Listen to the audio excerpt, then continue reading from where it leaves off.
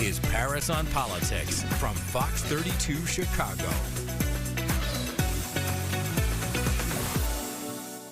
Well, Chicago has produced the first American pope in the 2,000-year history of the Catholic Church, drawing a direct lineage from St. Peter to St. Barnabas or St. John of the Cross or St. Clement or whatever parish you hail from. Chicagoans, of course, reacted with glee and took the opportunity to create memes drawing on every possible cliche about the city. There's the body and blood of Christ reimagined as Malort and deep dish. Or how about this one? God bless everyone in the world except Green Bay. And last but not least, Pope Leo XIV is the first pope to know exactly what Dave Matthews did on August 8th, 2004. And who could resist the once-in-2 millennia opportunity to jump on the marketing bandwagon? Portillo's introduced the Leo sandwich, Italian beef baptized in gravy with what they're calling the holy trinity of peppers, sweet, hot, or a combo of both. Ha, ha, ha. Hey, folks, are we really this provincial? Is it always just about deep dish versus tavern, Malort, and the Bears? Look, in all seriousness, this is a fantastic coup for Chicago and the region's residents. We deserve to feel a sense of pride. Pope Leo wasn't just born here, he was made here, too, the product of Catholic schools and the Catholic Theological Union Graduate School of Divinity in Hyde Park. And he led the Augustinian order for the region that was based on the South Side. And hey, clearly he's a diehard White Sox fan, prompting the very funny and apropos jokes about caring for the downtrodden and the disadvantaged. There he is cheering on Bobby Jenks in the 2005 World Series. But, you know, Chicago can't completely claim him. Pope Leo did his most important work in Peru, leading the Augustinian mission, training other missionaries, and running 2 Peruvian churches.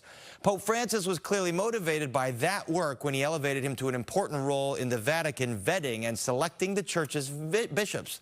So it seems likely the Pope has other things on his mind: the poor, developing countries, war, and the future of the church, than worrying about the Packers.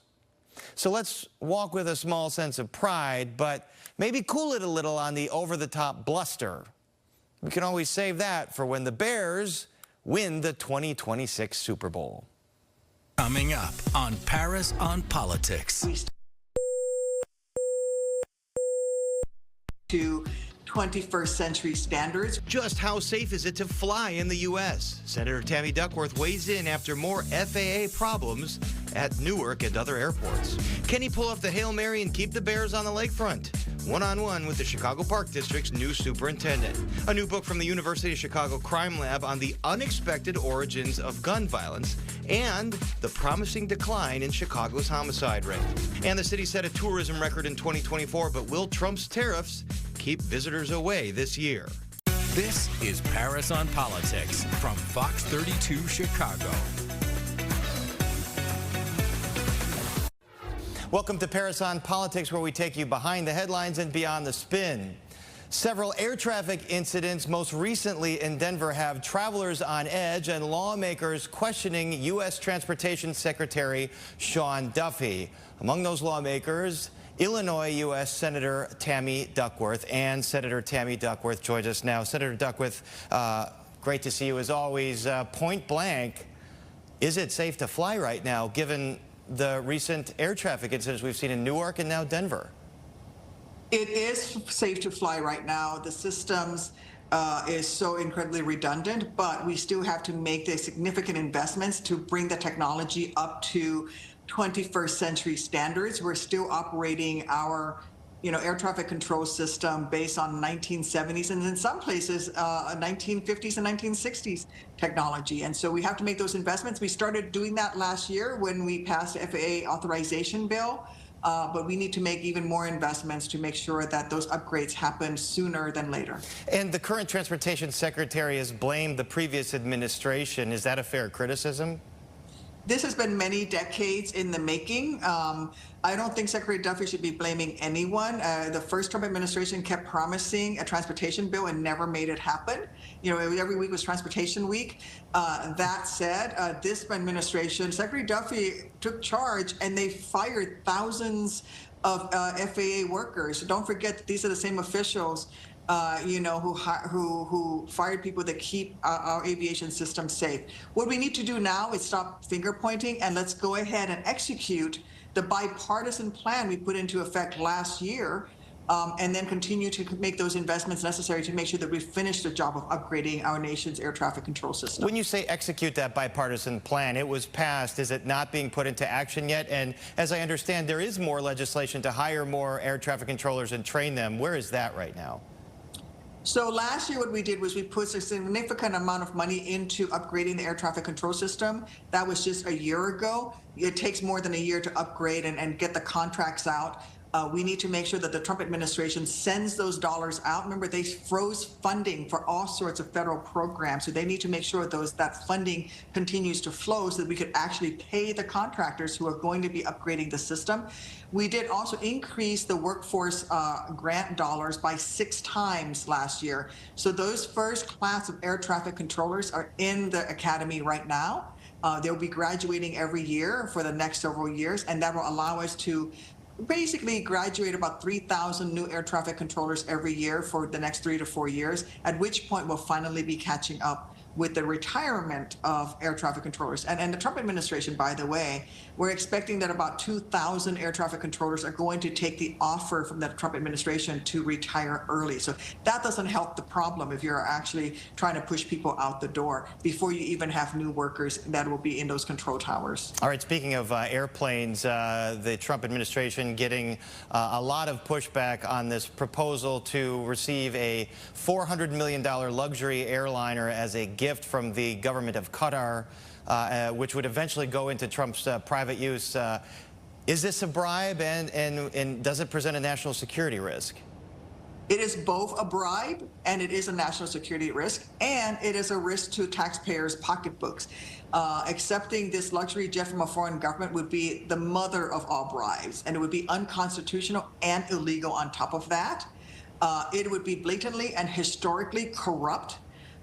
Especially discussing at a time when they're slashing Medicaid coverage for millions of Americans, that they are going to allow a foreign government to buy U.S. influence in the U.S. international policy. Now, I did lead a letter this week. Actually, yesterday I sent a letter saying, what is it going to cost the taxpayers to harden this aircraft to the standards of an Air Force One?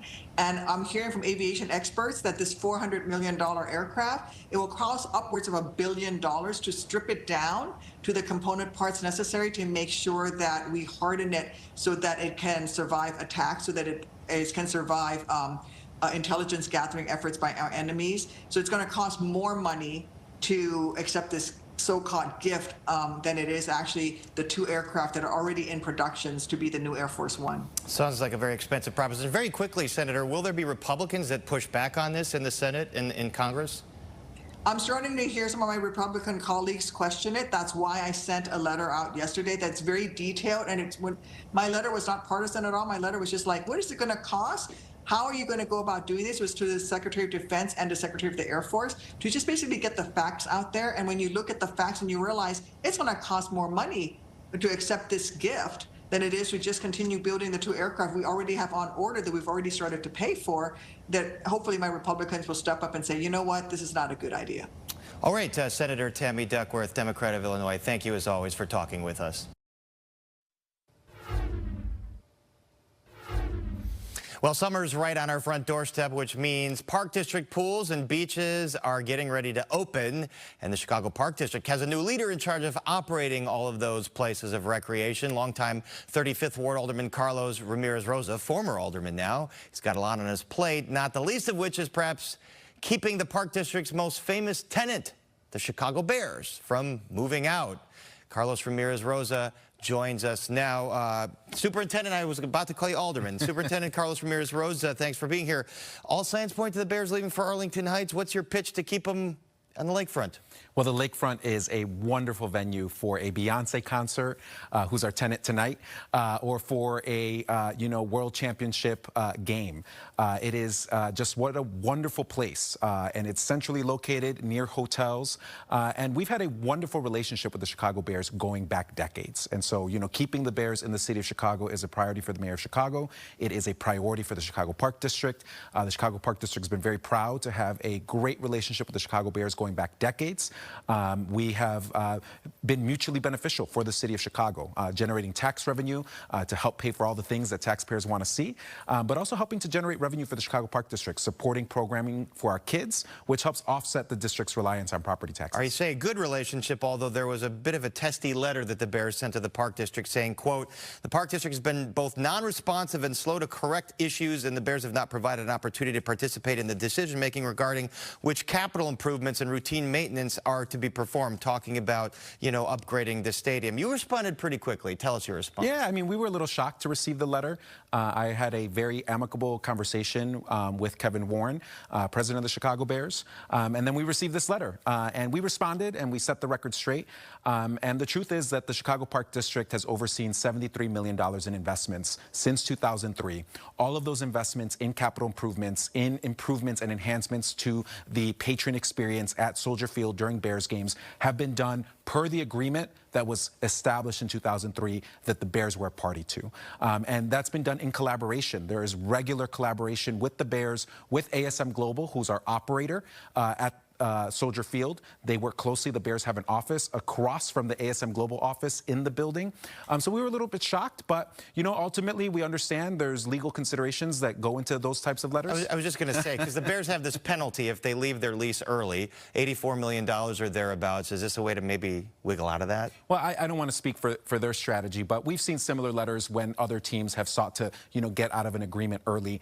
Ultimately, I think the Park District is very proud of the role that we've played in being the landlords of the Chicago Bears, of being stewards for Soldier Field. $73 million is a lot of money to invest, and we're very proud to have overseen those investments in collaboration with the Bears. We've been able to accomplish a lot with those dollars, and it's been a great relationship, and we look forward to continuing that relationship. I know you want to continue. If they leave, is there a plan for Soldier Field afterward? Well, Soldier Field is an iconic venue. It's a historic venue. I know that there are artists that are being born today that will have great concerts just like Beyonce at Soldier Field. I have a newfound respect for Beyonce because she sells out that stadium, and that means not just a great experience along the lakefront. It means not just dollars going to our hotels and generating tax revenue through the hotel taxes, but it also means revenue for the Chicago Park District. And so every single person that bought a ticket to the Beyonce concert tonight is supporting programming for our kids. All right, speaking of that programming, pools, beaches, you got enough lifeguards, or all the pools, all the beaches going to open on time? So things are looking really good. Obviously,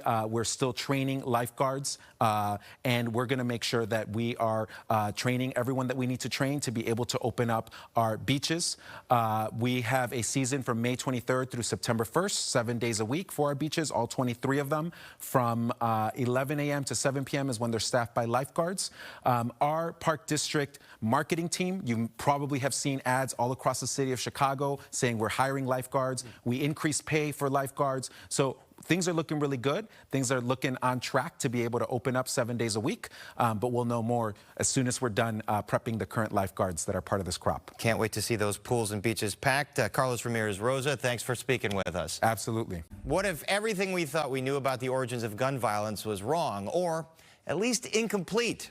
Jens Ludwig has been studying the seemingly intractable problem of crime for decades, and in his new book, Unforgiving Places, he questions the things he thought he knew about gun violence. Jens Ludwig leads the U Chicago Crime Lab, and he joins us now.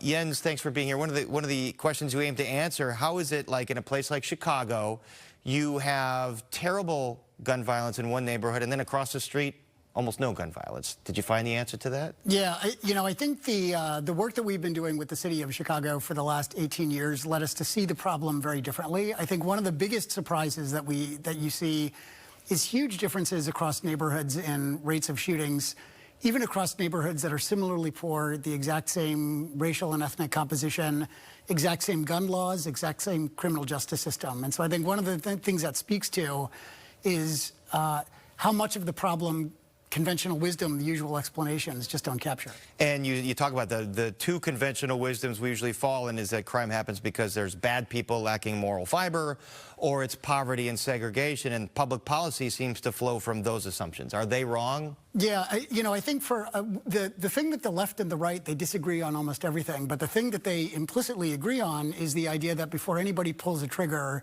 they're thinking deliberately about what they're doing. They're comparing the pros and cons. That leads people on the right to say we should threaten people with bigger sticks. people on the left to say we need to make the alternatives to crime look much better. But that's not what most gun violence is in Chicago. Most shootings, they're not motivated by economic considerations. They're not premeditated or really thought through. It's in the moment thinking. It's people getting into arguments. They escalate, they end in tragedy because someone's got a gun. No wonder that 100 years of policies focused on changing incentives hasn't had a bigger impact. It's like we've been trying to cure cancer with heart disease medication. No wonder we're not doing a better job. Okay, so then knowing these things, what are the policies that can stem from a more complete picture that you're finding here? Yeah, I think one of the key things that this different sort of perspective on the gun violence problem suggests is that there's a much longer list of root causes than we normally think of.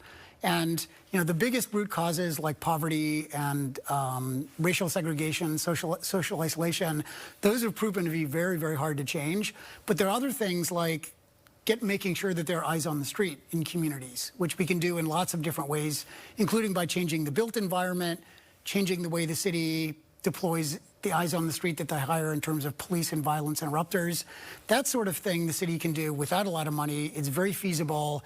And getting the gun violence problem under control, there's a lot of attention to sort of the arrow from root causes to gun violence. I think not nearly enough attention to the arrow from gun violence to root causes. If we can control gun violence, we create a huge tailwind for everything else that we want to do in terms of community and economic development all over the South and West Sides. Seems like development, the built environment, just more people. I mean, when Michigan Avenue was shut down, violence went up. People come back, violence goes down. Speaking of violence going down, this year Chicago is on track to have a lower murder rate than any year since COVID. Do you think there are any things that point to that? Why? Well, for starters, it's just great news. I mean, we all know that gun violence is maybe the biggest problem facing Chicago and most American cities. The decline that we're seeing in Chicago is the sort of thing that we're seeing in most American cities all across the country. I think the big open question is there are two big cross currents pushing in different directions. I think in big part what we're seeing right now is the effects of the pandemic on crime starting to ebb. But looking forward, I think the big concern that we have is the budgets for every American city are really in trouble between the end of pandemic relief funding from the federal government and all of the economic problems that cities are facing from work from home and downtown business and real estate. It makes me wonder that some of that funding went to some of these programs. Maybe that did make a difference. It's very possible that that made a difference. And if that's the case, then the withdrawal of the funding and the big budget problems that cities are going to face, I think will be a big headwind for trying to control this problem. And we'll see what Washington, D.C. decides to do if crime starts turning around and going up again. You talk about unforgiving places in your book. These are the places where crime stems from. What are these places? You know, it's neighborhoods where there's not much commercial interspersed with residential. There just aren't lots of people out on the street to step in and intervene. Where the adults in the neighborhoods are overwhelmed. There are a bunch of things that we can do to fix that at low cost. Cleaning up vacant lots, turning them into parks, brings people out of their homes. I think the other key part of this is unforgiving places or neighborhoods where there's just a lot more stress on people, which I think we have lots of really good data that shows, and common sense that shows us, that when people are under extreme stress, it really affects their decision-making capacities in ways that make arguments that escalate into gun violence much more likely. And there are a bunch of things that we can do to change neighborhoods to make that less likely. All right, fascinating information, Jens Ludwig, and thanks for all the great work you do at UChicago, getting to the bottom of these problems, and the new book, Unforgiving Places. Congratulations on that. Chicago might suffer from its reputation as a murder capital. We just talked about that, but according to new numbers from city tourism officials, it's not deterring travel here. In fact, the city's chief marketing and tourism agency, Choose Chicago, reports that the city saw 55 million visitors last year with a record-breaking $20 billion economic impact. Choose Chicago has introduced its new CEO, Kristen Reynolds. Today, I sat down with her at the Niederlander Theater in the Loop and began by asking how the city can overcome that crime image to attract more people. I think we've done a great job of bringing in significant meetings and conventions that come, and they're going to come wherever their meeting is. So that is a really wonderful foundation for us. But Chicago might have that basic representation, but really it's not who we are as a community and as a city. And people come here and they have wonderful experiences. You see that on social media. You see everyone having a great time. We have incredible concerts, wonderful events, and things can happen anywhere in the world these days. So I think people feel comfortable coming to Chicago. What do you think did the trick last year, recovering from COVID and getting back to those pre-COVID levels? I think it was just a steady growth since COVID. It's been creeping up year over year, and last year it was finally the momentum had caught up with us and we were able to bring the visitors back. A lot of it is not by chance. It's marketing, it's strategy. It takes a lot of work from the tourism team to bring the right people that we know are going to spend the right money and make sure they're doing it all year round. So it is a strategy, but the strategy works. So we've got NASCAR, Lollapalooza, these big events that really do drive tourism, and I do think Chicago needs that because it's the middle of the country. It's not New York, it's not LA.